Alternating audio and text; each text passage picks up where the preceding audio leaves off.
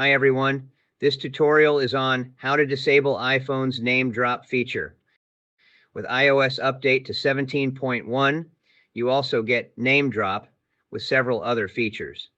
It is a contact sharing feature that allows you to share your number with just a tap of your phone. However, if you are concerned about privacy, don't worry.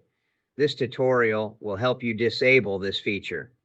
This process is shown on an iPhone 12 mini with iOS 17.1. Open the Settings app.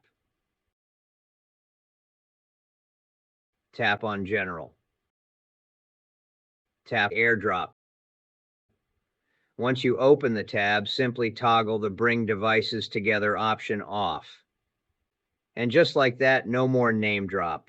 By the way, are you interested in the training to help you take good control of your emails, tasks, and projects and use your computer, iPhone, and iPad effectively to stay more productive? Turner Time has a training program for you.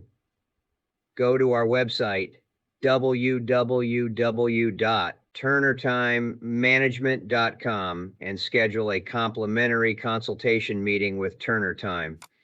You can also send us an email at info@turnertimemanagement.com or call 855-778-8463.